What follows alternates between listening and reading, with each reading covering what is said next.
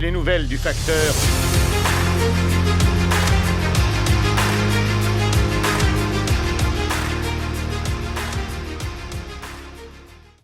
Thank you, Minority Leader Jeffries.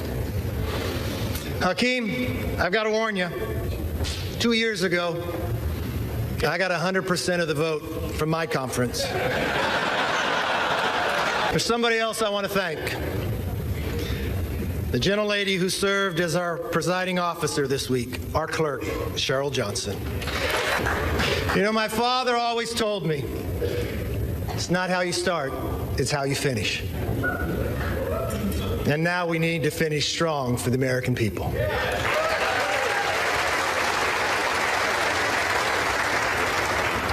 You know, if a son of a fireman and a grandchild of immigrants can rise to the highest position in the most important legislative body in our country, and if my colleague, Hakeem Jeffries, with his life story, can rise to lead his party, then opportunity and democracy still thrive in America.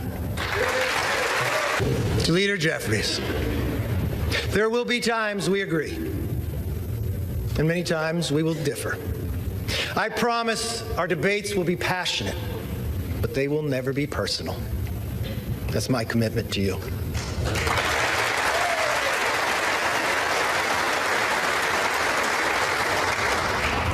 And now, the hard work begins.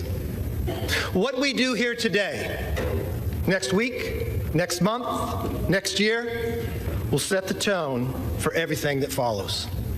Tonight, I want to talk directly to the American people. As Speaker of the House, my ultimate responsibility is not to my party, my conference, or even our Congress. My responsibility, our responsibility, is to our country. 2 months ago, you voted for a new direction for our country. You embraced our commitment to America, and now we're going to keep our commitment to you. It's a commitment for an economy that's strong, where you could fill up your tank of gas and feed your family, where paychecks grow and not shrink. It's a commitment for a nation that's safe, where communities are protected, law enforcement is respected, and criminals are prosecuted. A commitment for the future that's built on freedom, where children come first and are taught to dream big. Because in America, dreams can still come true. A commitment for a government that is held accountable, where Americans get the answers they want, need, and deserve. Our system is built on checks and balances. It's time for us to be a check and provide some balance to the president's policies. There is nothing more important than making it possible for American families to live and enjoy the lives they deserve. That is why we commit to stop wasteful Washington spending, to lower the price of groceries, gas, cars, housing, and stop the rising national debt. We pledge to cut the regulatory burden, lower energy costs for families, and create good-paying jobs for workers by unleashing reliable, abundant, American-made energy. I know the night is late, but when we come back, our very first bill will repeal the funding for 87,000 new hours. We believe government should be to help you, not go after you. We're going to pass bills to fix the nation's urgent challenges, from wide open southern borders to American last energy policies to woke indoctrination in our schools. We'll also address America's long-term challenges, the debt and the rise of the Chinese Communist Party. Congress must speak with one voice on both of these issues. This is why we will end wasteful Washington spending. From now on, if a federal bureaucrat wants to spend it, they will come before us to defend it. As for the Chinese Communist Party, we will create a bipartisan select committee on China to investigate how to bring back the hundreds of thousands of jobs that went to China, and then we will win this economic competition. Now, speaking of committees, we will hold the swamp accountable. From the withdrawal of Afghanistan to the origins of COVID and to the weaponization of the FBI. Let me be very clear.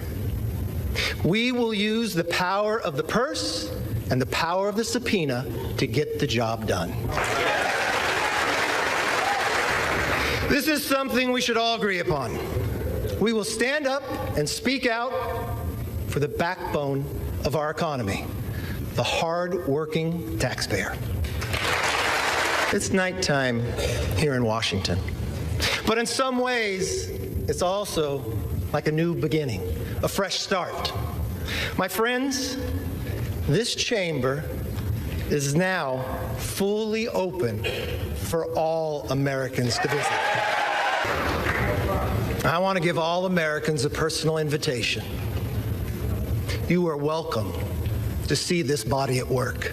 No longer will the doors be closed, but the debates will be open for you to witness what happens in the People's House. From the committee rooms to this floor, we commit to pursue the truth passionately and embrace debate. No more one-sided inquiries. Competing ideas will be put to the test in public so that the best ideas win. But we also pledge to bring Congress to the people, because answers have not and will not always be found in Washington.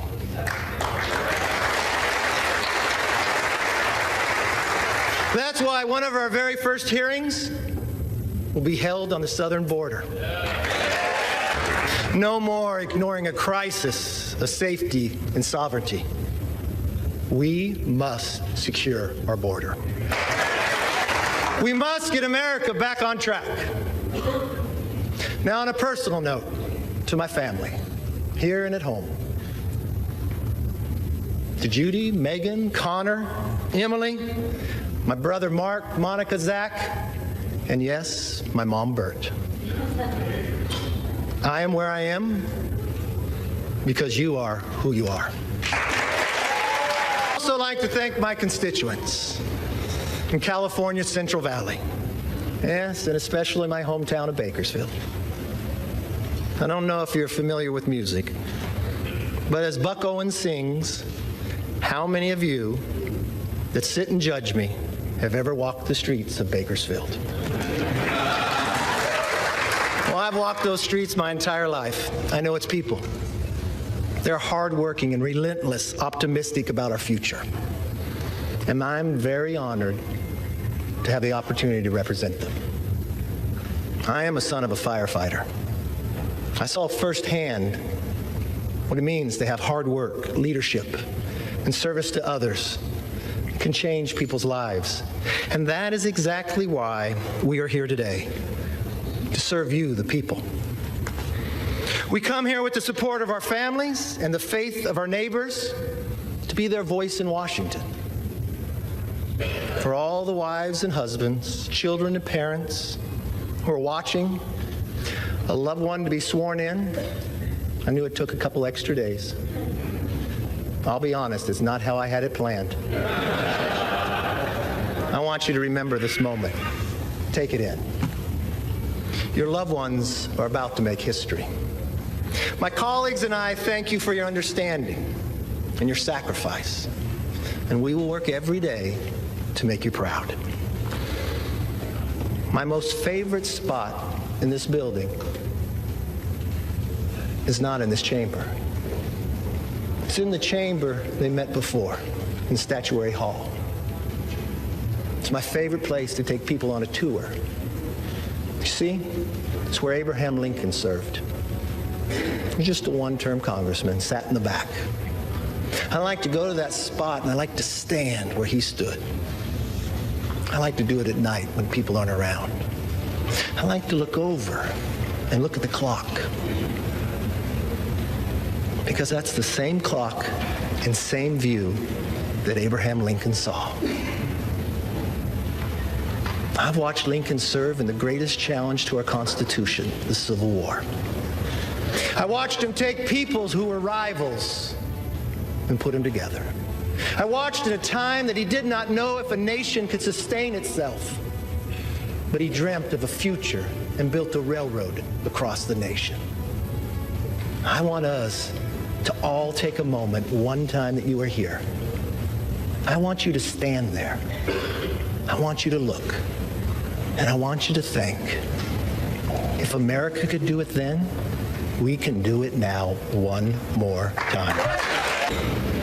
You know, Abraham Lincoln gave his life in service to this country. One of his most important observations about America applies today, as much as it did 160 years ago. He said, "We are striving to maintain the government and institutions of our fathers and to transmit them to our children and our children's children's forever." My fellow Americans, that is still our mission today. This moment calls for restoring trust within our country and with each other. In that spirit, I will work with anyone and everyone who shares our passion to deliver a better future for the nation. I hope you'll join me. As a Congress, we can only operate if we cooperate. My door will be open. I'd like you to come by. I want you to see, as you walk down the hall, a large portrait of Lincoln. I want you to go into that conference room, and I want you to see another portrait. My members know of this. It's of Washington crossing the Delaware. You all know the story. It happened on Christmas, 1776. There was no iPhone to take a picture. People wonder when it was painted. It wasn't painted by someone who was there. It was painted in 1850 and 1851. He was an immigrant who lived in America, Emanuel Lentz. You know why he painted it? Because he knew America was more than a country. America was an idea. He went home to Germany, and he wanted Germany to have a revolution based upon the values and freedoms that we defend every day. His talent was art. So he believed if he painted this painting, he could inspire his countrymen to rise up for the idea of freedom. Well, many historians will tell you he didn't get it correct. They'll tell you Washington crossed on a Durham boat, but he paints it with Washington in a rowboat. You see 13 people, but only 12 faces. You see Washington standing up in a rowboat in the middle of winter, wearing a ceremonial uniform with his hand on his chest. He looks so stoic. You would look at that man, you'd say, I'd follow him anywhere. You probably believe that he never lost a battle. But history would tell us at that moment, at that time, he had only lost. We had never won. You see, that was the night of our first victory as a nation when we surprised the Hessians. But when you look at that painting, don't look at Washington. I want you to look at who's in the boat. You see, the second rower in the beret, he's Scottish. The person directly across from him in the green, rowing in the exact same cadence, is an African American. You come down right to the middle in the red, the person who's rowing the strongest is a woman. And in the very back is a Native American. I don't know from a historic fact if they were in the boat that night, but to this young immigrant who had lived in America, that's who he believed would be in the boat. The second to last person is a farmer. He could be from Bakersfield, I'm not sure. His hand goes across his face. People will debate this part. But what I see is a hand of the 13th person nobody sees. See, what I believe Emmanuel is saying is, here we are, battling for the creation of the idea of freedom. That every individual is equal, not a perfect nation, but striving to be a more perfect union. Having lost every battle against the greatest challenge with the strongest nation, having lost them all, but willing to do it on our holiest of nights, with a hand reached out and asking if you would join us. That's as true today as it was then. If we let everybody in the boat, if we row in the same cadence together, there is no obstacle this body can overcome for this nation. It is time for us to be the voice and worthy of their vote. Let me close with this. I may not know all of you, some of you are new, but I hope one thing is clear after this week. I never give up. I make this promise. I'll never give up for you, the American people. And I will never give up on keeping our commitment to America. Our nation is worth fighting for. Our rights are worth fighting for. Our dreams are worth fighting for. Our future is worth fighting for. Therefore, with love for this country and charity for each other, let us now take our oath and be worthy of the office on which we are about to enter. God bless everybody in this chamber, and God bless America. Not so fast, I have to get sworn in first. Sit down. I am now ready to take the oath of office. I want to ask the Dean of the House, the Honorable Hal Rogers of Kentucky, one of my first mentors, to administer the oath of the office. First, we want to offer a bipartisan congratulations to the gentleman from California. Now, will the Speaker designate raise his right hand?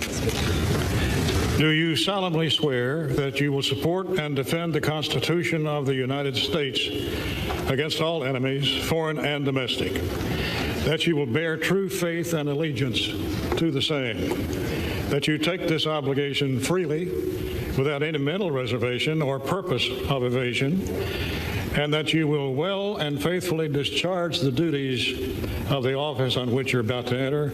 So help you God. Yes, I do. Congratulations and Godspeed.